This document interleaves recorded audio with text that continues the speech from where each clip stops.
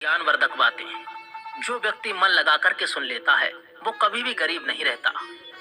बड़ी ही काम की जानकारी लेकर के हाजिर हुआ हूँ, इसीलिए आपसे मेरा निवेदन है, आप हमारी वीडियो के समाप्ति तक हमारे इस चैनल पर हमारे साथ बने रहें। दर्शक बंधु, बहुत पुराने समय की बात है। किसी जंगल में एक नीलकंठ पंछी का जोड़ा रहता था। दोनों पति पत्नी एक दूसरे के लिए बड़े दिल और जान से चाहते थे। भक्तों, नीलकंठ की जो पत्नी थी वह बड़ी ही जिज्ञासु स्वभाव की चिड़िया थी।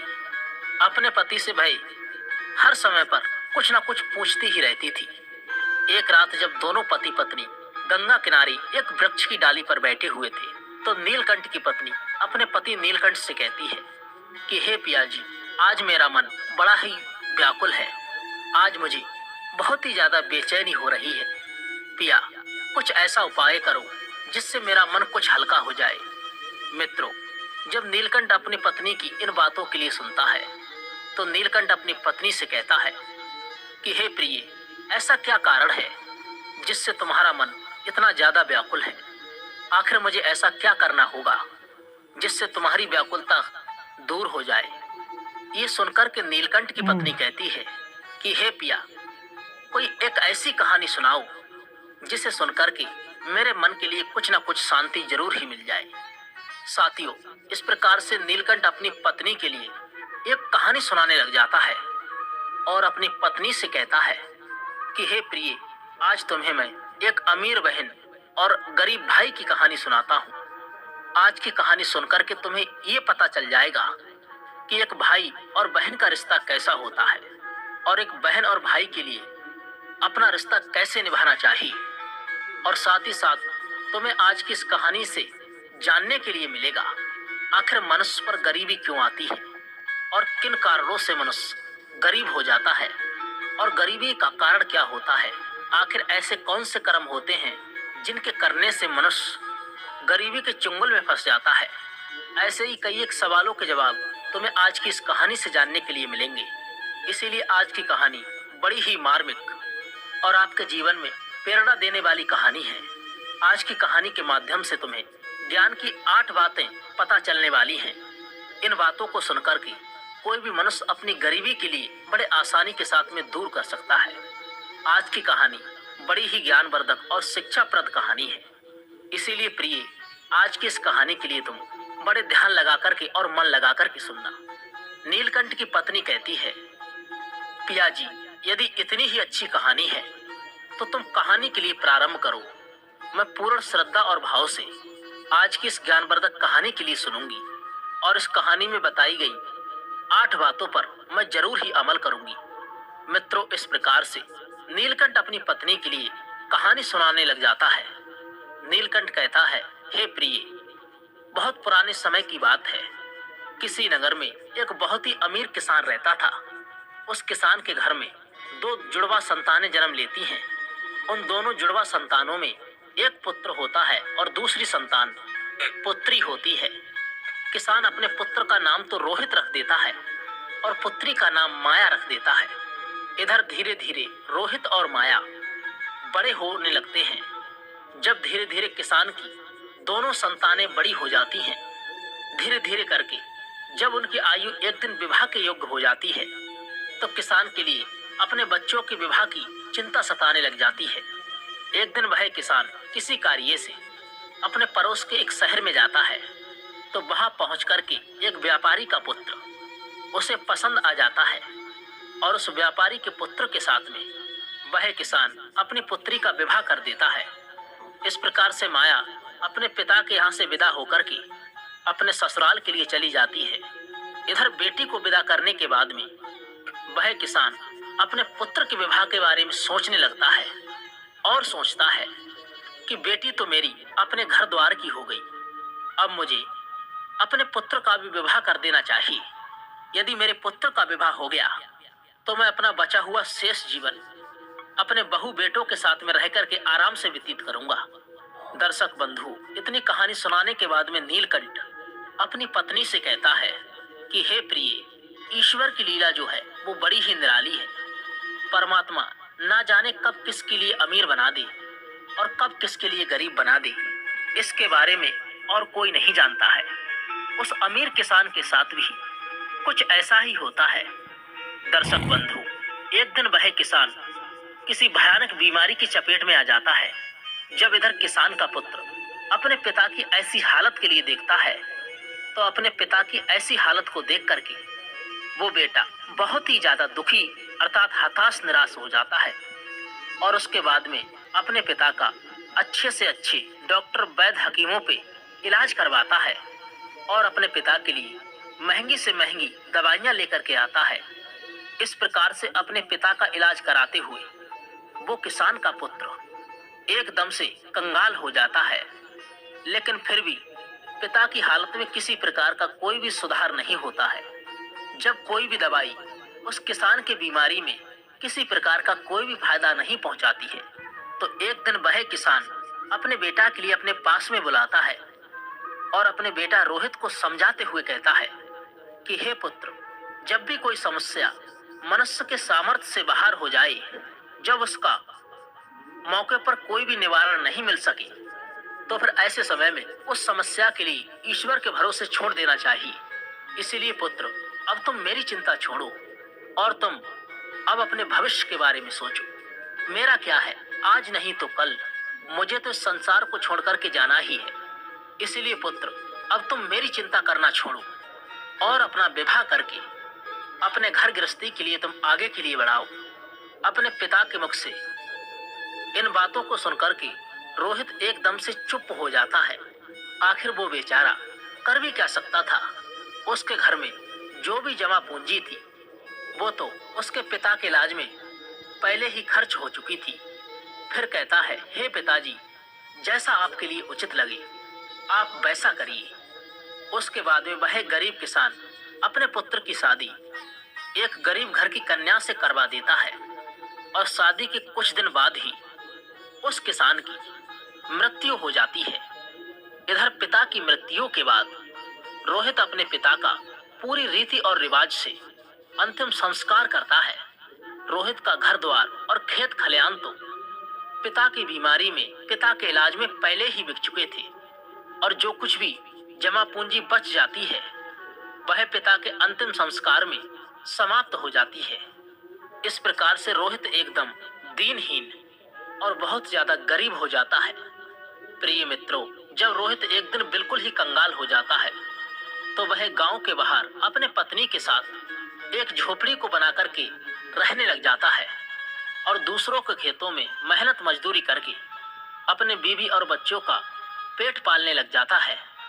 उधर रोहित की बहन माया, जिसका विवाह एक धनी व्यापारी के घर में हुआ था, उसे जब अपने भाई की स्थिति के बारे में पता चलता है तो वह अमीर बहन अपने गरीब भाई से घृणा करने लग जाती है।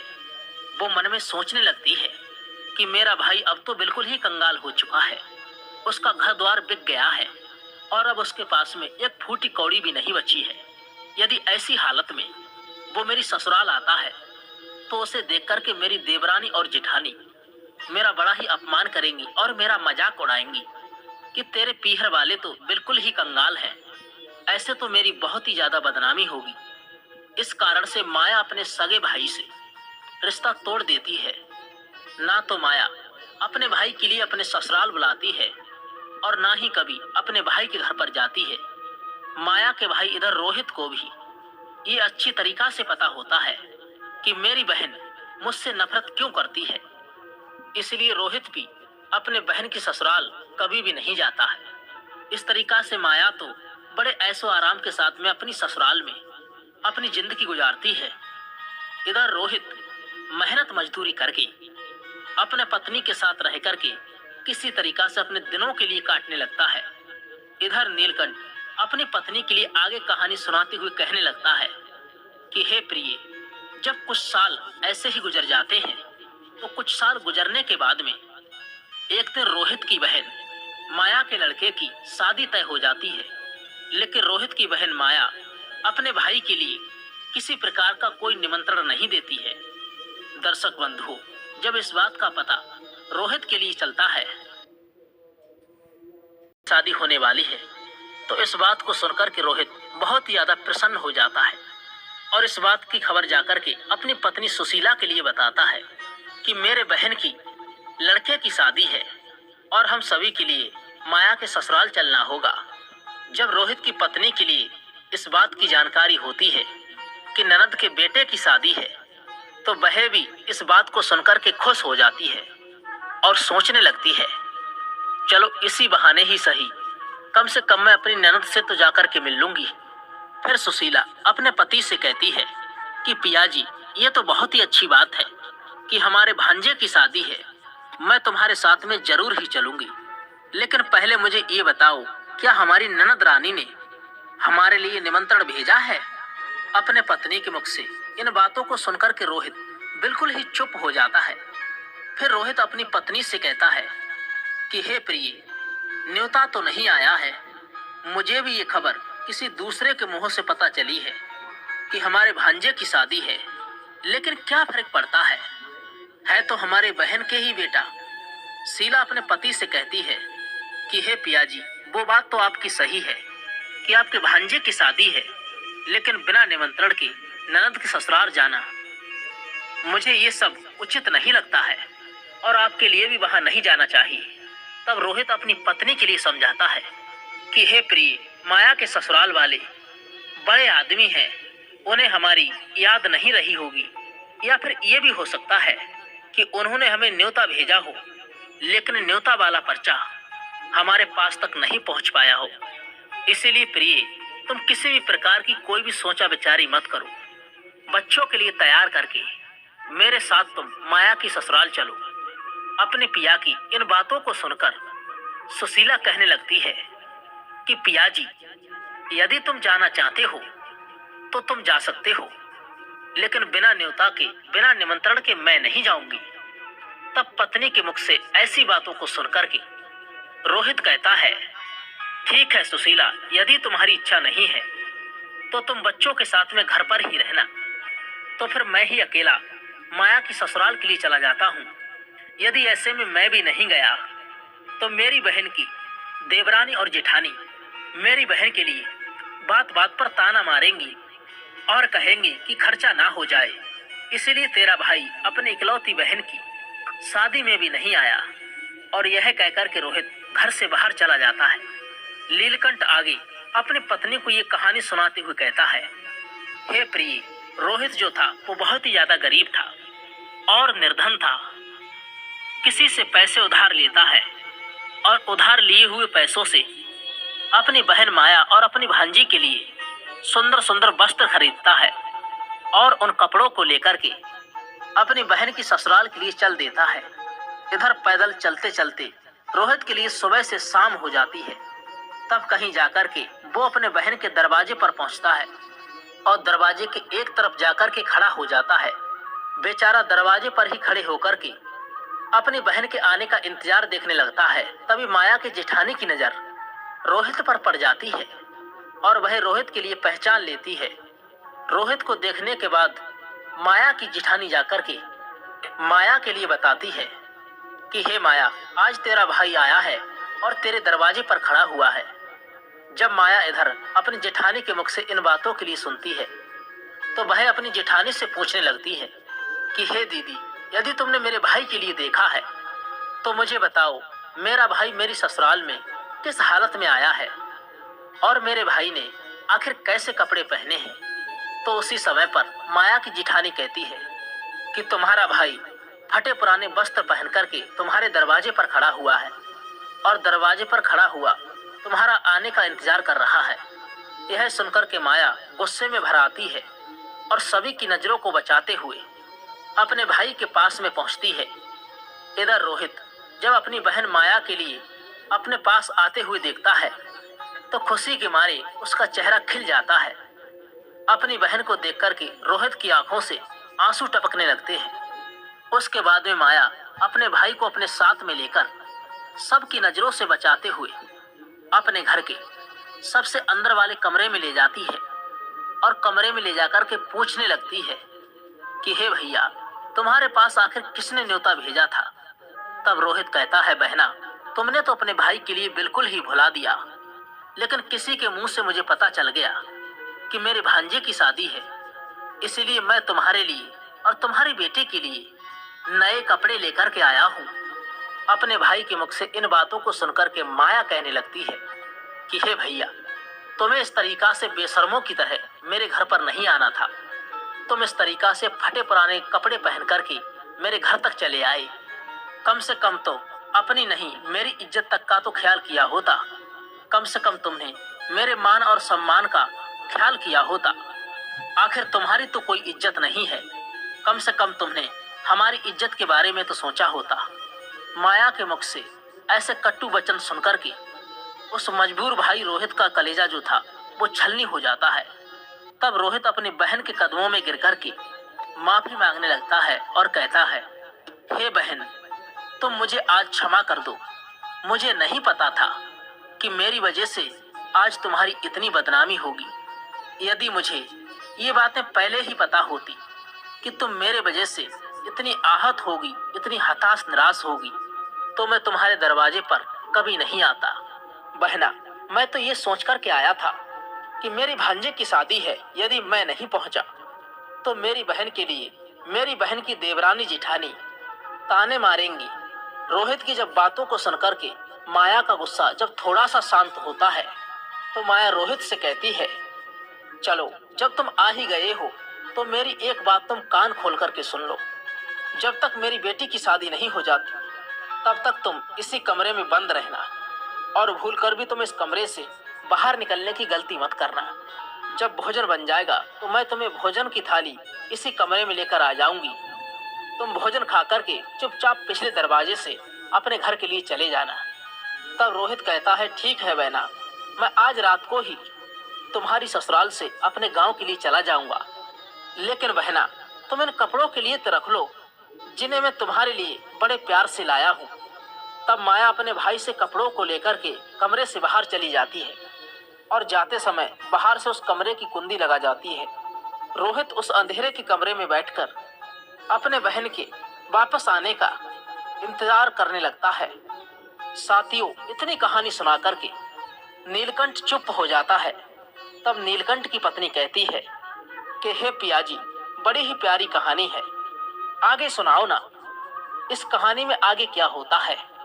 तब नीलकंठ कहानी के लिए आगे बढ़ाते हुए कहता है, हे प्रिय, इधर तो रोहित उस अंधेरे कमरे में बैठा हुआ अपनी बहन के लौटने का इंतजार कर रहा होता है कि आज मेरी बहना मुझे भोजन के लिए लौट कर के वापस आती होगी। आज तो मुझे भी स्वादिष्ट भोजन खाने के लिए मिलेगा।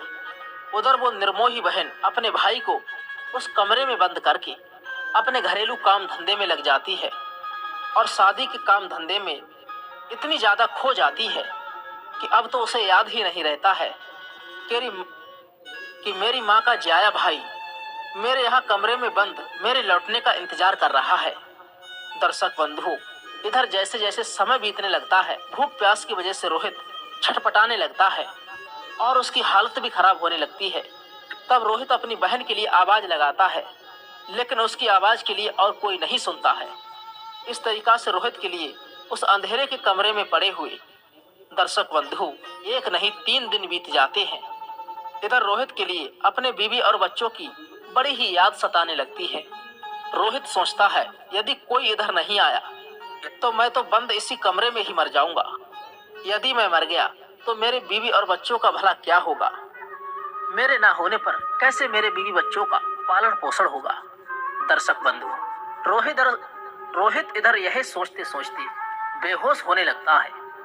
तभी किसी काम की वजह से माया की जेठानी उस कमरे के पास से गुजरती है।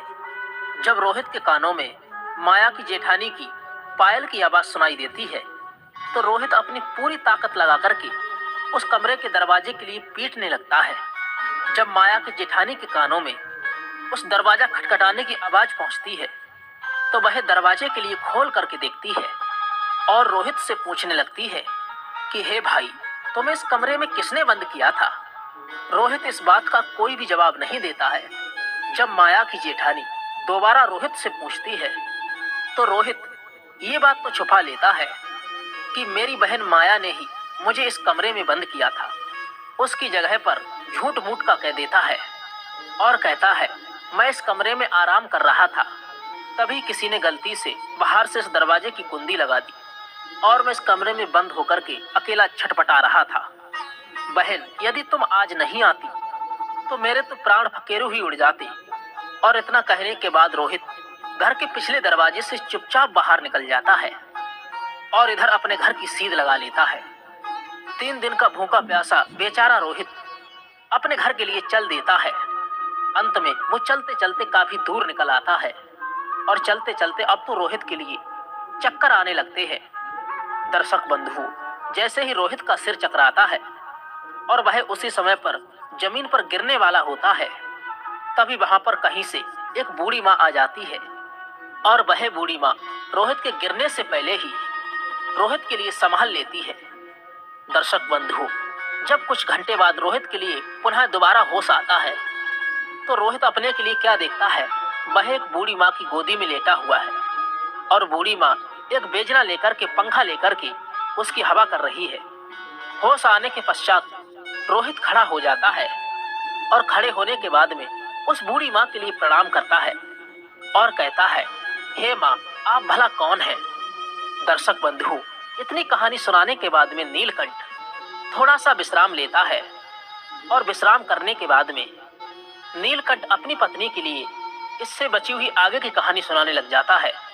नीलकंठ आगे कहता है, सुनो प्रिय, कि जिस बूढ़ी माँ की गोद में वो बेचारा रोहित लेटा हुआ था, वह बूढ़ी माँ एक देवी माँ होती है। इधर रोहित की पत्नी सुशीला रोज उस देवी माँ की पूजा किया करती थी और पूर्ण तरीका से श्रद्धा भाव से देवी माँ की सुशीला भक्ति किया करती थी। इसीलिए जब रोहित चक्कर खाकर के गिरने वाला होता है तो उसी समय पर तत्काल देवी माँ प्रकट होकर के रोहित को जमीन पर गिरने से बचा लेती है और रोहित का सिर अपनी गोदी में रख करके उसे अपनी गोद में सुला लेती है। जब रोहित के लिए होश आता है तो रोहित देवी माता के लिए प्रणाम करके अपने घर के लिए वहां से चलने लगता है। तभी उसी समय पर वो बूढ़ी माँ कहती है कि हे बेटा, तुम भला कहाँ से आ रहे हो और इधर तुम कहाँ के लिए जा रहे हो? तब रोहित बताता है, हे माँ, मेरी भनेजी की शादी थी, इसी वजह से मैं अपने बहन के ससुराल गया था और अब मैं लौट कर के वहीं से आ रहा हूँ और इधर मेरा गांव है, मैं अपने गांव के लिए जा रहा हूँ। तब बूढ़ी माँ रोहित से कहती है, हे बेटा, यदि तुम बुरा ना मानो तो मैं तुमसे एक बात पूछना चाहती हूँ। तब रोहित कहता है, पूछो मैया, तुम मुझसे क्या पूछना चाहती हो? तब बूढ़ी माँ पूछती है, हे बेटा, यदि तुम अपनी बहन के घर से आ रहे हो और जैसा कि तुमने बताया कि वहां पर शादी थी, तो फिर तुम लौट कर के खाली हाथ कैसे जा रहे हो? क्या तुम्हारी बहन ने तुम्हारी बीवी बच्चों के लिए कुछ भी नहीं भेजा? बूढ़ी माँ के मुख से ऐसी बातों को सुनकर के रोहित की आंखों से आंसू टपकने लगते हैं और रोहित उसके बाद में उस बूढ़ी माँ अर्थात देवी माँ से कहता है कि हे मैया, अब भला आपसे क्या छुपाना, आपने तो मेरे प्राणों की सुरक्षा की है। तब रोहित उस बूढ़ी माता के लिए पूरी घटना बता देता है जो उसके साथ में हुई थी। इस प्रकार से रोहित के मुंह से पूरी घटना को सुनने के बाद में वो बूढ़ी माता कहती है, हे पुत्र, तुम किसी भी प्रकार की कोई चिंता मत करो, जो हुआ उसे तुम भूल जाओ, उसे जाने दो। यहाँ से कुछ दूरी पर मेरा एक बगीचा है, उस बगीचे में अनेकों प्रकार के भांति भांति के फल लगे हुए हैं। तुम उस बगीचे में चल कर के बेटा अपना पेट भर लो, क्योंकि बेटा तुमने 3 दिनों से कुछ भी नहीं खाया है और जब तुम्हारा पेट भर जाए तो कुछ फल तुम अपने बीवी और बच्चों के लिए भी तोड़ लेना। और जब तुम्हारे बीवी बच्ची जब भी तुमसे पूछे कि तुम अपनी बहन की ससुराल से भला क्या लेकर के आए हो, तो तुम कह देना, मेरी बहन ने तुम्हारे लिए ये फल भेजे हैं। ऐसा करने से बेटा तुम अपने बीवी बच्चों के सामने शर्मिंदा होने से भी बच जाओगी और इससे तुम्हारा मान सम्मान, मान प्रतिष्ठा भी बची रहेगी। रोहित इस प्रकार से जब बूढ़ी माँ की इन बातों के लिए सुनता है तो उस बूढ़ी माँ की बात मानकर के रोहित बूढ़ी माँ के बगीचे में पहुंच जाता है, क्योंकि बंधु उस बगीचे में नाना प्रकार के फल लगे हुए थे। तब रोहित वृक्षों से फल तोड़ करके खाने लगता है और जब उसका पेट भर जाता है तो कुछ फलों को तोड़ करके अपने थैले में रख लेता है। यह सब करने के बाद में रोहित उस बूढ़ी माँ से आज्ञा लेने के बाद में अपने घर के लिए चलने लगता है। तब वो बूढ़ी माँ रोहित से कहती है कि हे पुत्र, जाते समय तुम मेरी इन 8 बातों के लिए सुनते जाओ। ये 8 बातें बेटा तुम्हारे जीवन में बहुत ही ज्यादा काम आने वाली हैं। इस प्रकार से बूढ़ी माँ उस रोहित के लिए 8 बातें बताती है और उन 8 बातों को सुनकर के रोहित अपने घर के लिए चल देता है। जब रोहित फलों से भरा हुआ उस थैले को लेकर के अपने घर पर पहुंचता है तो रोहित के छोटे छोटे बच्चे और रोहित की पत्नी रोहित के पास आ जाते हैं और पूछने लगते हैं, हे पिताजी, तुम बुआ के घर से आ रहे हो, आखिर बुआ ने हमारे लिए क्या भेजा है? ये सुनकर कर रोहित अपने हाथों का थैला अपनी घरवाली के लिए थमा देता है और थैला देने के बाद में रोहित घर से बाहर निकल जाता है। उधर रोहित के जाने के बाद में रोहित की पत्नी जब उस थैला को खोल करके देखती है तो थैला के अंदर का नजारा देख करके वह एकदम से हैरान रह जाती है। सुशीला उस थैला में देखती है कि वो थैला पूरा जो भरा हुआ है वो सोने चांदी के फलों से भरा हुआ है।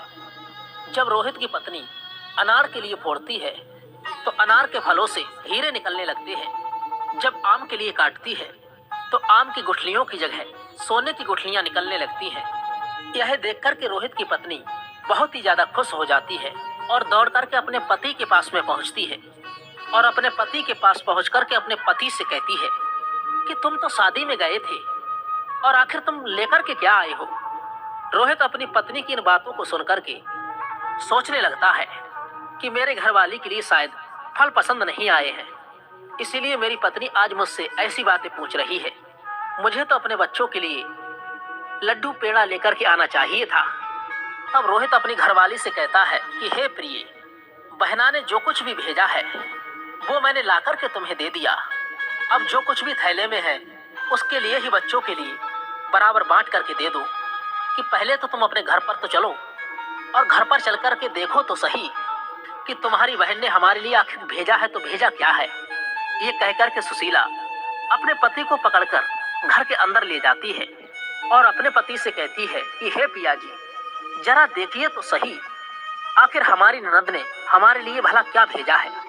और यह कहकर के सुशीला रोहित के सामने थैला के लिए पलट देती है।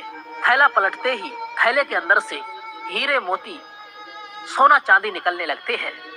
सुशीला कहती है कि हे पिया जी, आखिर हमारी ननद ने तो हमारा भाग्य ही बदल दिया। उन्होंने फलों में छुपा करके हीरे मोती भेजे हैं। जब यह नजारा रोहित देखता है तो वो समझ जाता है कि मुझे जो रास्ते में बूढ़ी माँ मिली थी वो कोई साधारण माँ नहीं थी, साधारण महिला नहीं थी। वो बूढ़ी माँ कोई देवी माँ थी।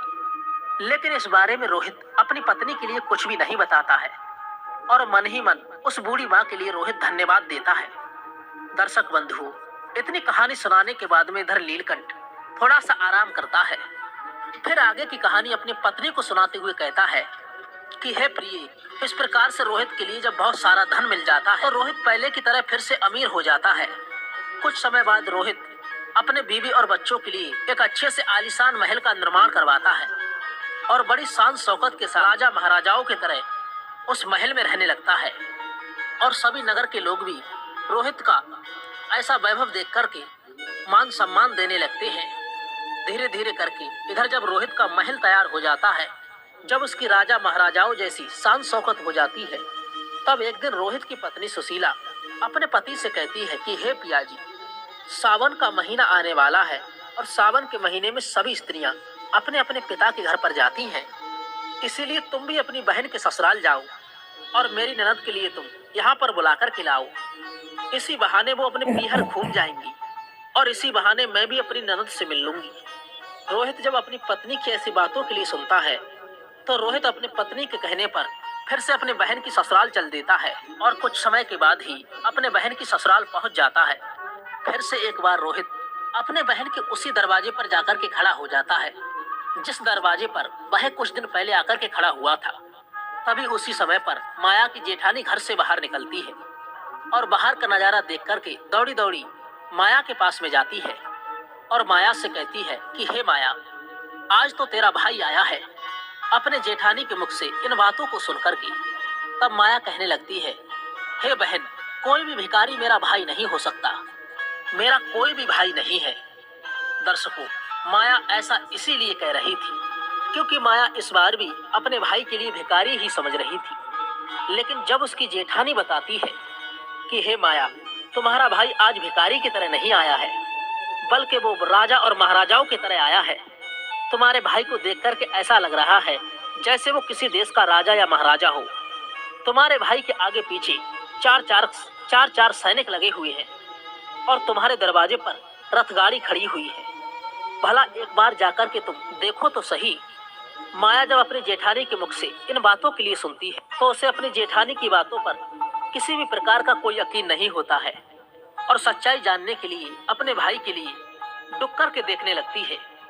जैसे ही माया ने अपने भाई के उस रूप के लिए निहारा तो अपने भाई के ठाट बाट को देख कर के माया एकदम से चकित रह जाती है और सोचने लगती है, विचार करने लगती है कि कल तक तो मेरा भाई बिल्कुल ही भिखारी था, पहनने के लिए सही तरीका से इनके पास में वस्त्र भी नहीं थे, फिर अचानक एकदम से आखिर उनका भाग्य कैसे बदल गया। उसके बाद में रोहित की बहन माया आरती का थाल सजाती है और अपने भाई की आरती उतारने लगती है और उसके बाद में माया अपने भाई के लिए बड़े आदर पूर्वक अपने घर में ले जाती है और अपने भाई से कहती है, हे भैया, मुझे तुम क्षमा कर दीजिए, मेरी वजह से तुम्हें बहुत ही ज्यादा कष्ट अर्थात परेशानी उठानी पड़ी है। अपने बहन के मुख से इन बातों को सुनकर के रोहित कहने लगता है कि बहना, कोई बात नहीं है, उस समय पर हमारे दिन कुछ ऐसे ही थे, तुम्हारी गलतियों के लिए मैंने तुम्हें तो पहले ही क्षमा कर दिया है बहन। अब तुम इन बातों के लिए छोड़ो और मेरे साथ में चलने की तुम तैयारी करो। हे बहन माया, मैं तुम्हें आज बुलाने के लिए आया हूँ, अब तुम्हें मेरे साथ में मेरे घर पर चलना है। तुम्हारी भाभी ने मुझे बुलाने के लिए तुम्हारे यहाँ पर भेजा है, तुम्हारी भाभी ने तुम्हें बुलाने के लिए यहाँ पर भेजा है। यह सुनकर के माया खुशी खुशी अपने भाई के घर पर चलने के लिए तैयारी करने लगती है और तैयार होकर के माया अपने भाई के रथ में बैठ जाती है। इस तरीका से जब रोहित की बहन माया अपने पीहर में पहुंचती है तो अपने भाई की शान शौकत को देख करके एकदम से दंग रह जाती है। इधर माया देखती है कि एक भव्य आलीशान महल है और महल के अंदर अनेकों प्रकार के नौकर चाकर लगे हुए हैं और अन्न के भंडार भरे हुए हैं। माया अपने भाई की ऐसी शान शौकत को देख करके रोहित की बहन जो माया थी वो एकदम से हैरान रह जाती है और इधर रोहित की घरवाली भी माया अपनी ननद की खूब ज्यादा सेवा करती है और स्वागत करती है। सारे दिनों से अपने पलकों पर ही बिठा कर रखती है। रोहित की घरवाली सुशीला के लिए लगता था कि ये सब शान शौकत हमारी जो आज है वो हमारी ननद की वजह से ही है। अपनी ननद के मदद के कारण ही हम इस मुकाम पर आज पहुंचे हैं। क्योंकि मित्रों, रोहित ने कभी भी अपनी पत्नी के लिए अपने आगे बढ़ने की सच्चाई ही नहीं बताई थी कि बल्कि यह सब माया की वजह से नहीं, बूढ़ी देवी माँ के आशीर्वाद से बल्कि ये सब हमें मिला है। क्योंकि मित्रों, रोहित की पत्नी सुशीला रोहित की पत्नी सुशीला इस बात से अवगत नहीं थी, वो अनजान थी। यह सोचकर के सुशीला अपनी ननद की खूब ज्यादा सेवा करती है और अपनी ननद का खूब ख्याल रखती है। कुछ दिन बीतने के बाद जब रोहित की बहन माया का ससुराल जाने का समय निश्चित हो जाता है तो रोहित की पत्नी सुशीला अपने पति से कहती है कि हे पियाजी, कल तुम्हारी बहन अपनी ससुराल के लिए चली जाएंगी, इसीलिए तुम बाजार के लिए जाओ और बाजार जाकर के अपनी बहन के लिए कोई अच्छा सा तोहफा लेकर के आओ। पत्नी के मुख से इन बातों को सुनकर के रोहित घर से बाहर चला जाता है और रोहित एक मोची की दुकान पर पहुंचता है और मोची की दुकान पर पहुंचकर के मोची से कहता है, हे भाई मोची, कि मुझे अपने बहना के लिए बोलने वाली जूती बनवानी है, क्या तुम मेरी बहना के लिए बोलने वाली जूती बनवा सकते हो? मोची कहता है कि सेठ जी, मैं बोलने वाली जूती तो बना दूंगा, लेकिन उसके बनवाने की कीमत बहुत लगेगी। तब रोहित कहता है, हे मोची भाई, मैं तुम्हें मुंह मांगा पैसा दूंगा, लेकिन ऐसी जूतियां बनाओ, उन जूतियों के लिए जब भी मेरी बहना पहने और उन्हें पहन करके जब भी वो चले तो वे जूतियां बारी बारी से इन 8 बातों के लिए बोले। इसके बाद में मोची के लिए रोहित वो ज्ञान की 8 बातें बताता है, जो बातें बूढ़ी माँ ने रोहित के लिए चलते समय पर बताई थी। रोहित मोची से कहता है कि हे मोची भाई, अब वो ज्ञान की 8 बातें मैं तुम्हें बताने के लिए जा रहा हूँ। इस प्रकार से रोहित बारी बारी से वो 8 ज्ञान की बातें बताने लगता है। रोहित पहली बात बताता है कि बात ज्ञान की है कही, मानव तू मत भूल, होती है अज्ञानता निर्धनता का मोल। दूसरी बात, समय भरोसे बैठता रहता सदैव गरीब, बिना कर्म के बदले नहीं उसका कभी नसीब। आलस कर रहता सदा जो परिवर्तनहीन, वही कर्म फिर करे कहे स्वयं को दीन। चौथी बात, नहीं गरीबी से बड़ा है कोई अभिश्राप, हासिल करके ज्ञान ही करो दूर अब आप।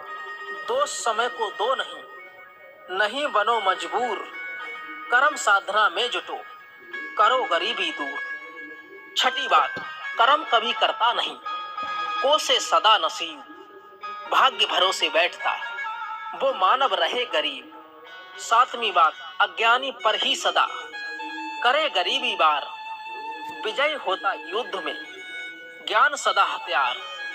आठवीं और सबसे आखिरी बात बताते हुए रोहित कहने लगा कि हे मोची भाई, मेरी बहन जब 8वां कदम रखे तो बेजूतियां बस यही बात बोले कि पैसों के बाजार में बदल गई तहजीब, धन दौलत से जुड़ रहे रिश्ते हुए गरीब। इधर रोहित मोची से कहता है कि हे मोची भाई, ऐसी 8 बातें बोलने वाली मुझे जूतियां बनवानी हैं।